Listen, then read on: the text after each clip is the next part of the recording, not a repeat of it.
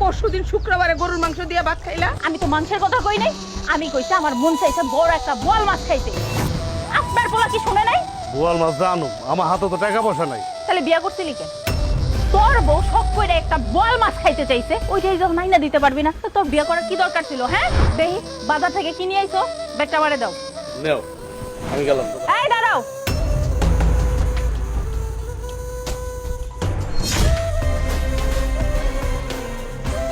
এইগুলো তুমি বাজার থেকে কিনে আইছো?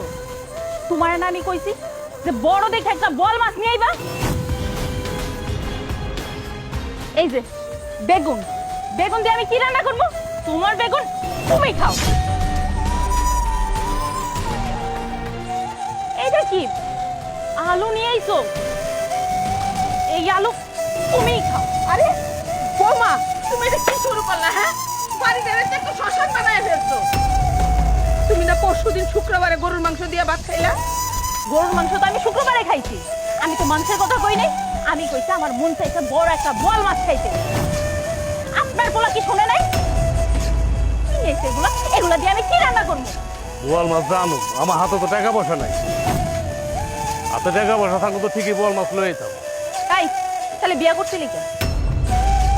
তোর বউ শখ করে একটা বোয়াল মাছ খাইতে চাইছে, ওইটাই যখন মাইনা দিতে পারবি না তো তোর বিয়া করার কি দরকার ছিল? হ্যাঁ আচ্ছা, তুমি যখন যেটা চাইতাছ আমি তো তার আগে হাজির করতেছি। তুমি কইতে পারবা যে আমি কোনো যে একটা জিনিস আমি আনি নাই? তুমি যে বলছো আমার আরেকটা জিনিস কি, সত্য কথা বলে তখন লেগে যাবো তোমার।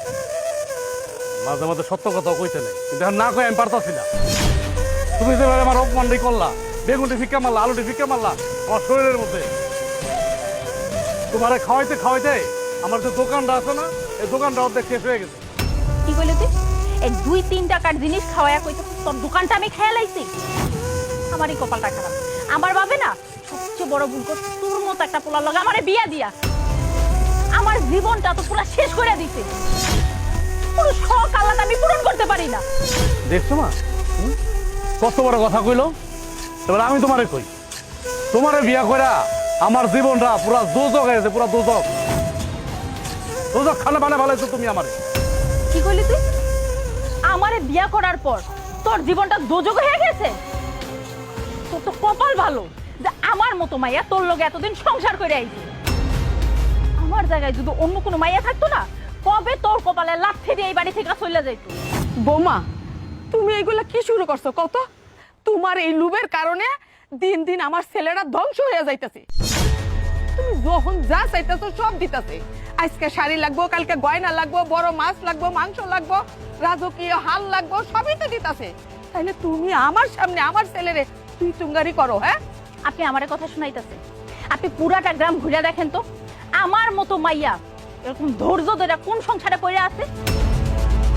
এরকম বেগুন আর আলু এগুলা দেখে তো আমার মাথা গরম হয়ে গেছে। এজন্য তো আমি তুই করে গইছি।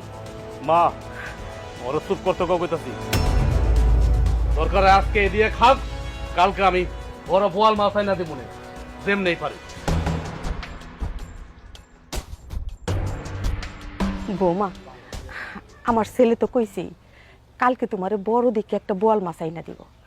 এখন আমি এই বেগুন আলু দিয়া সবজি রান্না করে দেই, আজকের দিনটা খাইয়া নেও। খবরদার এই বেগুন আর আলু দিয়ে রান্না করে আমার সামনে ভাত নিয়ে আসবেন না। প্রয়োজন হলে আমি না খেয়ে থাকবো।